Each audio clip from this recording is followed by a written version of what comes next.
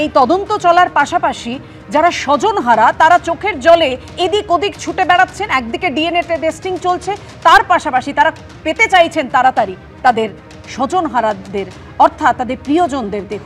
একেবারে ঘটনাস্থল থেকে রয়েছেন আমাদের প্রতিনিধি অর্ণব মুখোপাধ্যায়। সরাসরি চলে যাব এই অর্ণবের কাছে। অর্ণব, তুমি এই বিষয়টা জানাও যেটা কিছুক্ষণ আগে অর্থাৎ সারা দিন ধরে তুলে ধরছিলে।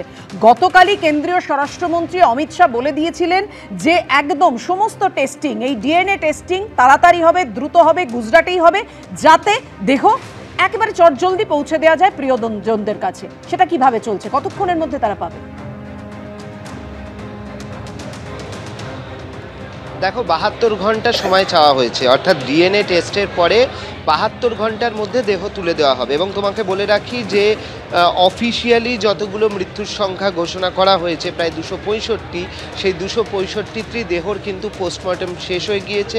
আমরা যেখানে রয়েছি তোমাকে দেখিয়ে দেবো, এটা হচ্ছে সিভিল হসপিটাল যেটা রয়েছে, সেই সিভিল হসপিটালের মধ্যেই বিজে মেডিকেল কলেজ আহমেদাবাদ, সেখানে আমরা দাঁড়িয়ে রয়েছি। আমরা সকালের দিকেও দেখেছি যে এই যে দরজাটি রয়েছে, এই দরজাটি দিয়ে বেশ কিছুটা ভেতরে ঢুকলে কসৌটি ভবন, এবং সেই কসৌটি ভবনেই হচ্ছে এখানে ডিএনএ টেস্ট করা হচ্ছিল।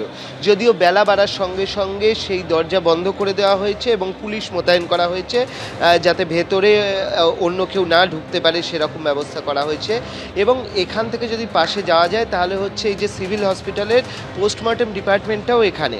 এবং যেটা দেখা যাচ্ছে যে প্রায় এখনো অবধি সূত্রের খবর যে সমস্ত দেহ সেগুলোর কিন্তু পোস্টমর্টম সম্পূর্ণ হয়ে গিয়েছে, এবং সেগুলোকে এই পোস্টমর্টম যে রুমটা রয়েছে তার সামনে পর অ্যাম্বুলেন্স দাঁড়িয়ে রয়েছে, এবং তাতে করে দেহগুলো আবার নিয়ে গিয়ে একটা জায়গায় সংরক্ষণ করা হচ্ছে। এবং এই ডিএনএ টেস্ট পাশাপাশি হচ্ছে 135 জনের দাঁতের নমুনা সংগ্রহ করা হয়েছে মৃতদের, যাতে করে ডিএনএ টেস্ট করা সম্ভব হয়। এবং সেই ডিএনএ টেস্ট যখনই ম্যাচ হবে তখনই হচ্ছে, যেহেতু পোস্টমর্টম হয়ে গেছে, তাদের হাতে কিন্তু এই সেই দেহ কিন্তু তুলে দেওয়া হবে। তুমি দেখতে পাচ্ছ যে মূলত এই যাদেরকে দেখছো তারা কিন্তু সবাই হচ্ছে যারা মারা গিয়েছেন তাদের আত্মীয়। তারা কেউ ভেতরে যাচ্ছেন ডিএনএ টেস্টের জন্য, কেউ ডিএনএ টেস্ট করার পর বেরিয়ে আসছেন। এখান দিয়ে ভেতরে গিয়ে একদম আলাদা একটি রুম রয়েছে, যে রুমেতে তোমার এই ডিএনএ টেস্ট করার জন্য সবাই বসে রয়েছেন এবং সবাই অপেক্ষা করে রয়েছেন যে কখন তাদের ডিএনএ ম্যাচ হবে, এবং তারপরে সেই প্রিয়জনের দেহাবশেষটুকু অন্তত তারা পাবেন। তারা এটা জানেন যে তাদের মৃত্যু হয়েছে, কিন্তু দেহাবশেষ সেটুকুও যদি পাওয়া যায় সেটার জন্য এই ডিএনএ টেস্টের মতো কাজটা করতে হচ্ছে।